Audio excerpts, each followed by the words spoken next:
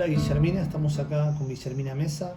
¿Cómo te presentarías? Hola Ramiro, muchas gracias. Como una mujer que llegó a una etapa de la vejez, pero que tiene una niña todavía muy vital, eh, saltando de alegría por la vida. ¿Y cómo llegaste en ese recorrido a la recreación? ¿Cuál es el camino que te acerca a la recreación? ¿Cómo llegas a la recreación? Trataré de ser breve porque es un recorrido que empieza en mi infancia, en un barrio popular, donde llegaba la gente procedente del campo, desplazada por la violencia. Y mi padre, un antioqueño que tiene su sangre es judía, ¿no? O sea, eso se remarca aquí para decir que es bueno en los negocios, que tiene visión, etcétera. Tenía una tienda donde se vendían comestibles y habían billares y llegaba la gente, etcétera. Pero esa tienda se llamaba El Recreo. Entonces pienso que eso no puede ser gratuito, que esa tienda se llamara El Recreo justamente. A mí me gustaba jugar muchísimo, muchísimo. En la escuela, en la casa. Jugaba a la maestra, con los niños del barrio, con los vecinos, jugaba con mis hermanos, cantaba. Lo que más me gustaba era ser maestra. O sea, eso quería hacer en la vida, maestra.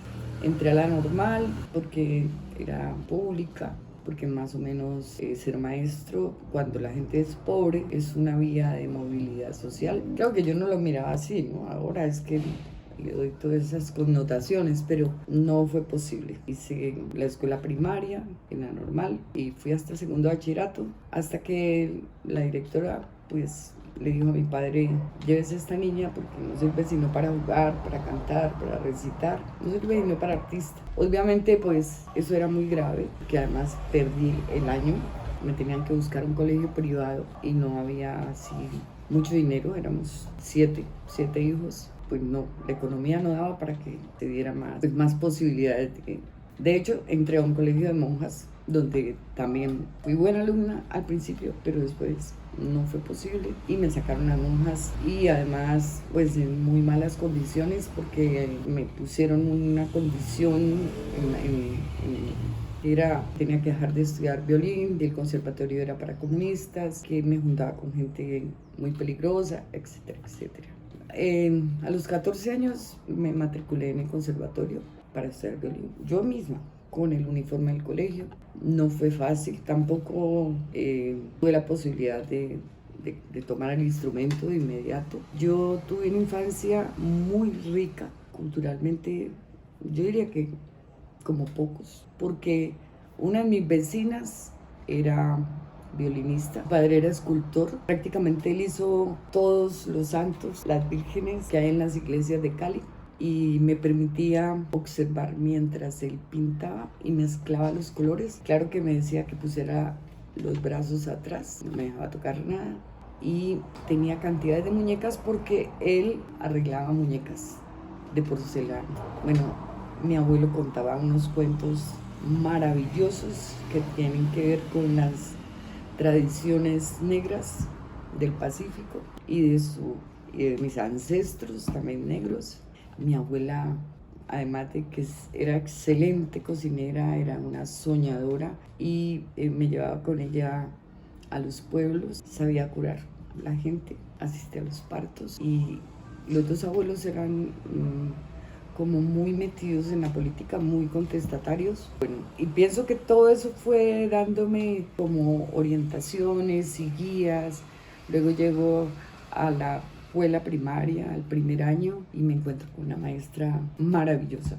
Una maestra que pintaba con colores en el tablero, que nos enseñaba los números, como eso tiene un nombre, pero yo nunca me acuerdo. Era simulando como un televisor. Entonces le daba una manivela y iban pasando las ovejitas y las niñas íbamos contando. Allí por primera vez actué como conejo, pero para mí fue muy importante que mi madre me hiciera el disfraz de conejo con orejas y con todo, utilizando sábanas. Y bueno, no sé, mi primero de primaria fue algo maravilloso. Y y siento que de ahí salió un amor profundo por la pintura, por el teatro. Pero luego, ya adolescente, me fugaba de la escuela de las monjas con otras compañeras. Fuimos espectadoras y admiradoras del grupo de los nadaístas, pues era gente muy polémica, fumaban marihuana delante de nosotras, pero de todas maneras había esa prudencia de las niñas. Quiero decir que no entrábamos en esos hábitos, pero estábamos alucinadas con Jean-Paul Sartre, con Paolo Pasolini, con toda esa literatura de ese momento. Pues el conservatorio era una maravilla porque había pues la gente que estudiaba danza, la gente que estudiaba teatro, los músicos, la gente de pintura, de escultura. Entonces, un mundo muy enriquecido. Después entro a la universidad, pasé el conservatorio a la universidad cuando me escapé de mi casa. Y empecé a trabajar de maestra en un colegito de maravilla, porque estaba en el campo. Entonces, claro, no tenía que estar en una jaula, sino debajo de un árbol, enseñando a leer y a escribir, jugando, mirando que pasaba la mariposita y llegaba la mariquita y bueno, yo estaba ahí, yo no sé qué edad tenía, pero sé que tenía 18 años, pero yo estaba ahí como ellos mismos, ¿no? Con esa edad. O sea, yo me acuerdo que hasta errores de ortografía tenía en ese momento cuando me tocaba hacer los diarios como maestra. Entré a la universidad a hacer sociales, hice como 3 semestres. Me pareció interesante, pero no era lo que yo quería. Yo quería hacer psicología, pero era imposible.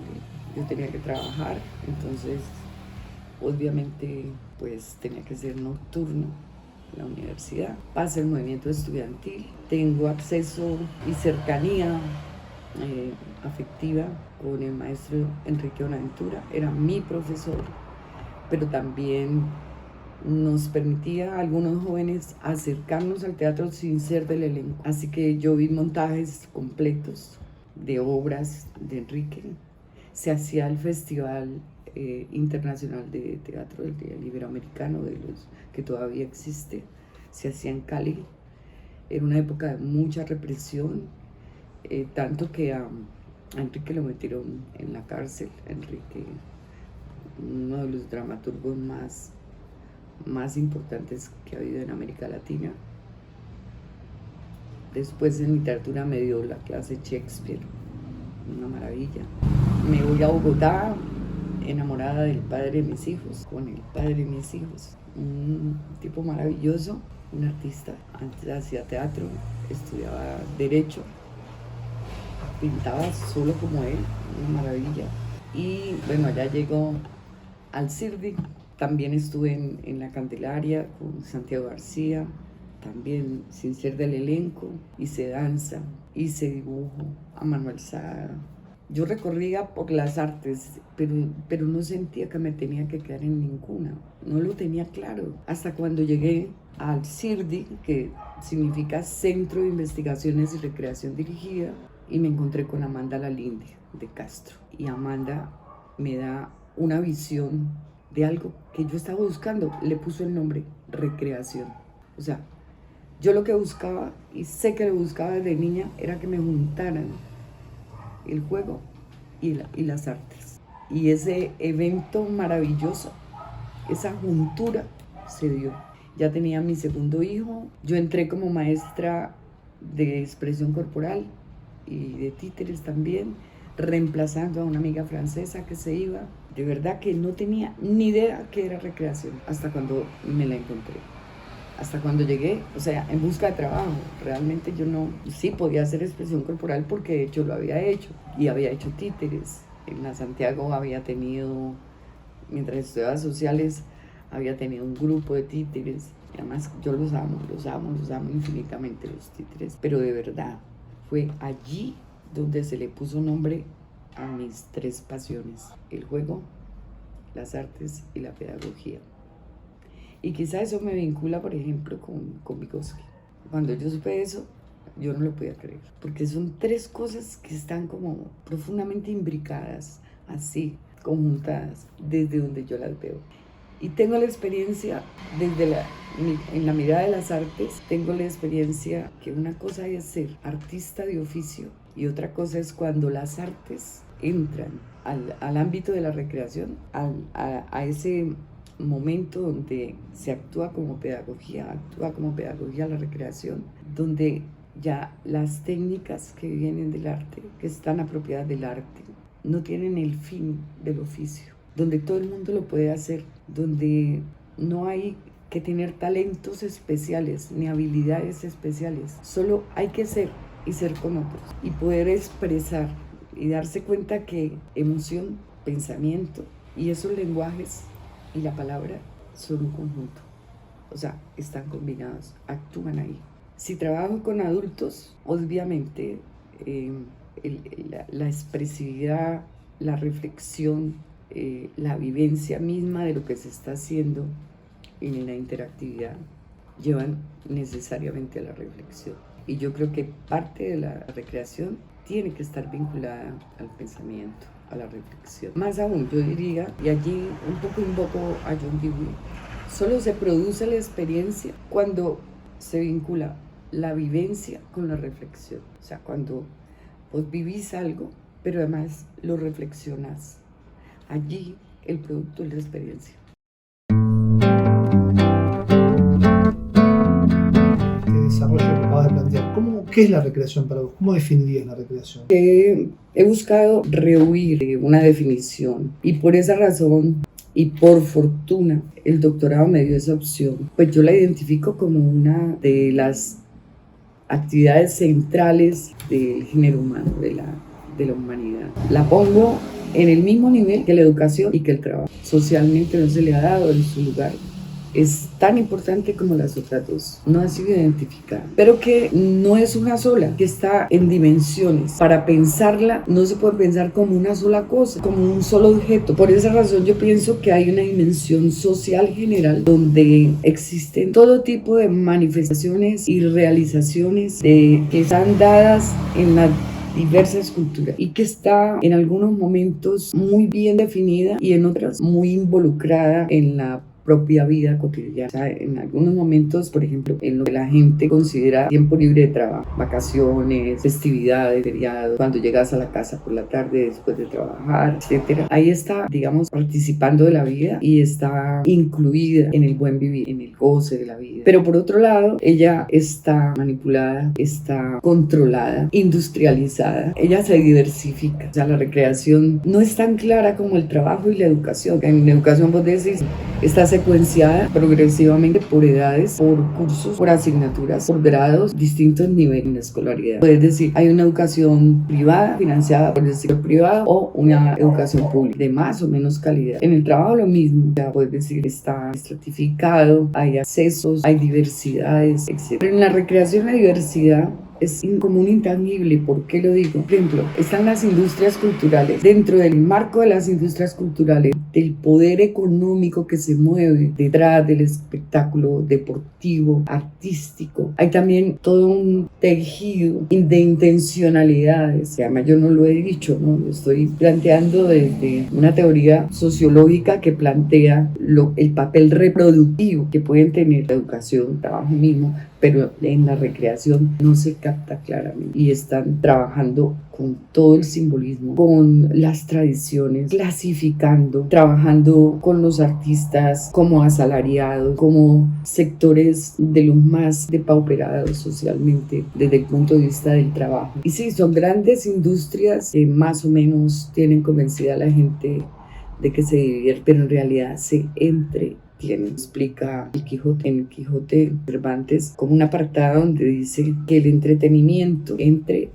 es una forma de mantener como en vilo a la espera de que te paguen un salario, de que te empleen, de que te den trabajo. Entretener, entre tu situación aquí y la posible acá, entretener. Entonces esa es, digamos, la industria del entretenimiento. Te tengo entre la necesidad, el deseo y la posibilidad. Entonces a ese nivel social general se le agrega algo que tiene que ver con lo que yo pienso a partir de estudiar algunos autores, por ejemplo Gadamer, Mimocán, o sea, una cantidad de autores que van dando pistas sobre 3 grandes componentes que a mí me parece que pueden ser objeto de investigación y de intervención, que son lo festivo y carnavalesco, de los juegos y lo lúdico, y de la contemplación y las sensibilidades. Estos núcleos nosotros los hemos trabajado en el programa de recreación de la Universidad del Valle y son transversales, están en las culturas. Por donde lo mires históricamente, lo que significa en el proceso de coloniaje español en América Latina, cómo traen el carnaval barroco, cómo llega a América Latina y cómo, digamos, ya no sé la palabra, sincretiza con tradiciones, por ejemplo, el carnaval de Oruro, lo hablábamos la otra noche, empieza con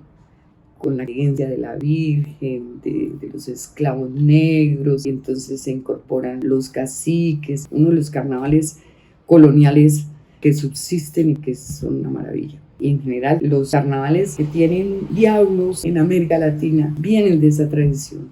Digamos, eso fue la inteligencia probablemente de algunos jesuitas franciscanos, sobre todo franciscanos, benedictinos, que estuvieron en América Latina y que venían con toda la influencia del Concilio de Trento. Allí Santo Tomás de Aquino, que es el santo de la recreación, porque es él el que dice, se me escapa en este momento, él es el que dice que Dios crea y recrea, y el que de alguna manera va a autorizar en un debate con su estilo, pues su retórica, en un debate con San Agustín y otros santos que demonizaban el juego y lo festivo. Yo sí creo que es el santo, pues si es que no nombran a un santo, sería Santo Tomás de Aquino. Entonces, en ese nivel general, con esos 3 grandes núcleos, son transversales. ¿Y de dónde salen esas 3 dimensiones? No lo dije. Salen de esa formulación vigosiana, que a mí me parece muy potente, en la que sostiene todo aquello que es una función psicológica individual, ha sido externo, viene de la cultura.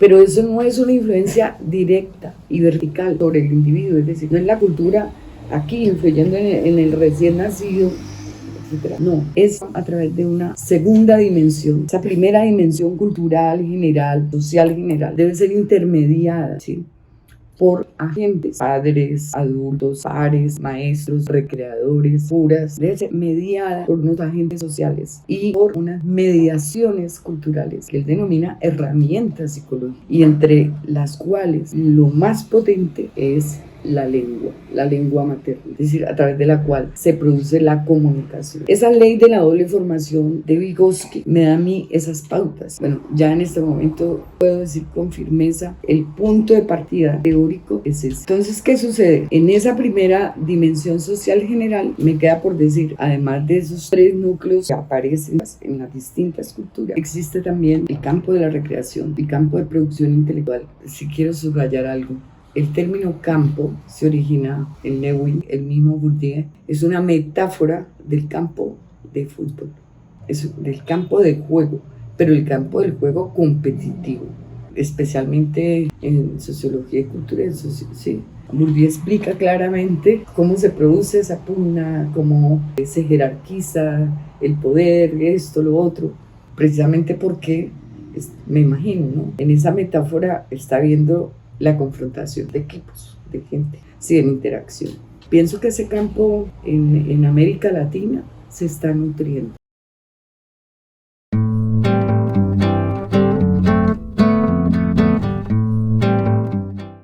La segunda dimensión es muy importante, tiene como algo así como una función, utilizando una analogía, como una función bisagra entre esa primera dimensión que veo que es el social general, la dimensión que corresponde y que está muy vinculada a la segunda, que es esa dimensión interna individual de la persona. Pienso que es una dimensión pedagógica. ¿Por qué? Porque es a través de ella que se produce la comunicación de las tradiciones lúdicas, recreativas, para ser más precisa, de las distintas culturas en las familias, en la escuela, en el barrio.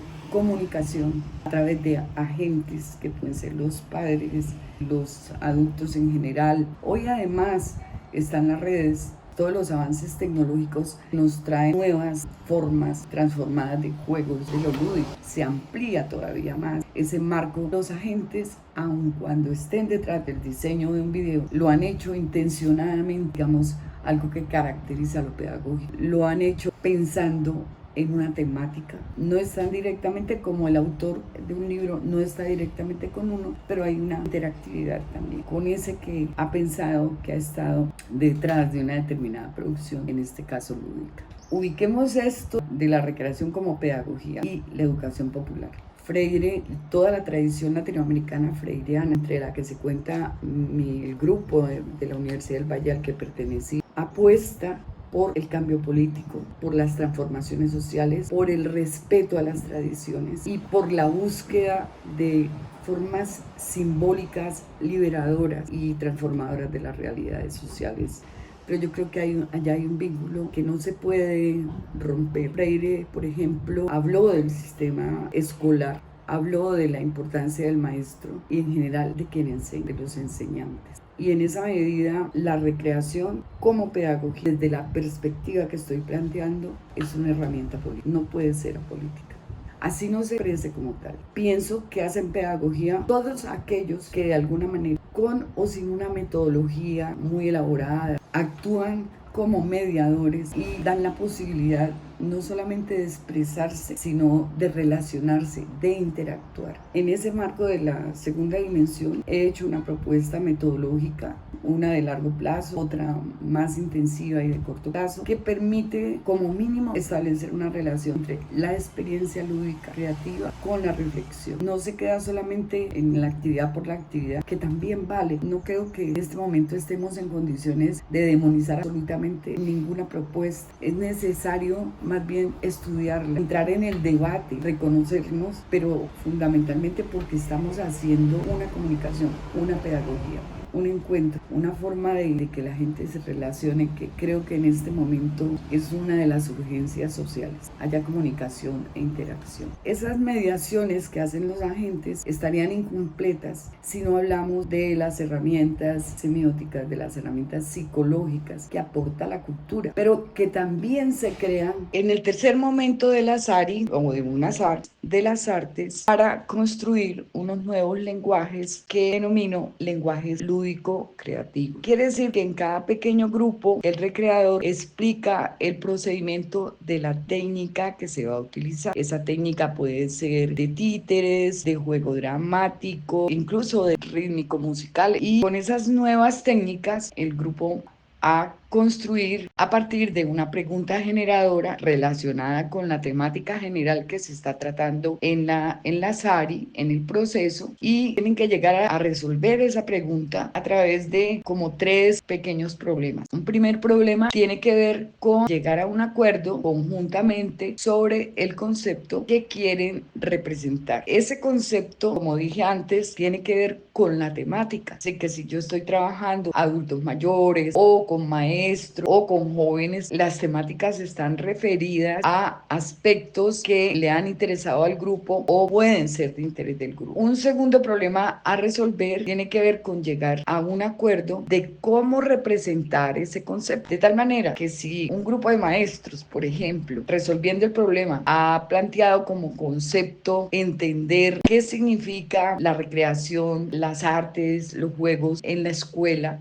ya tienen el concepto, lo van a representar, por ejemplo, a través de la creatividad de los estudiantes, etcétera. Entonces, lo van a llevar a la técnica, cómo van a proceder conjuntamente para llegar a esa representación, utilizando, por ejemplo, la técnica de los mosaicos, que es una técnica graficoplástica, o a través de un ritmo, con la técnica que... Y un tercer problema que tienen que resolver se relaciona con la distribución de las tareas, y en esa distribución de las tareas vuelve a jugar la contención emocional, la forma de relacionarse interpersonalmente, el respeto a la diferencia con las ideas del otro, el respeto por las habilidades de cada quien y dando privilegio a la colaboración y no a la competitividad y al individualismo, que son rasgos generalmente muy interiorizados por cada uno de nosotros. Para concluir, los lenguajes lúdico-creativos son una expresión que se construye en el proceso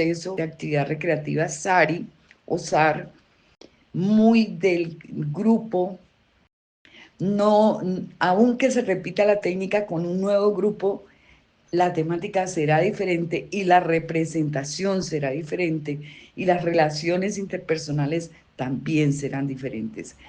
Si, por ejemplo, se presenta una situación conflictiva, eso casi siempre pasa con los grupos de adolescentes, de jóvenes. Muchas veces el recreador puede intervenir, pero siempre preguntando, siempre respetuosamente tratando que el grupo mismo resuelva el conflicto, sin pues que se llegue a las manos, sin que se produzcan irrespetos. Me faltó hablar de la tercera dimensión y de la cuarta, y voy a tratar de ser muy breve. Cuando estoy hablando de esa tercera dimensión, en realidad pues están separadas. Todo está en interdependencia. Todas las tres dimensiones que planteo a partir de la ley de la doble formación de Vygotsky se interrelacionan. O sea, yo no puedo quitar la dimensión general donde están las culturas distintas. Eso que va a ser el proceso pedagógico de la segunda dimensión. ¿Por qué? Pues porque finalmente estamos trabajando para el ser humano, para una persona, para las personas, para formar ciudadanos críticos, creativos, incluso como dice Cornelius Castoriadis, con imaginación radical. Ciudadanos que sepan contenerse emocionalmente en pro de la relación con los otros. Ciudadanos, capacidad de participar, de saber participar. No solamente de hablar, de saber participar, de saber distribuirse las tareas. Y por eso, por ejemplo, en un proceso como armar un carnaval, no todos tienen que hacer lo mismo. Hay algo allí importante en que cada uno asuma tareas concretas de lo que va a hacer, que comparta con nosotros cómo va avanzando en esas tareas, etc.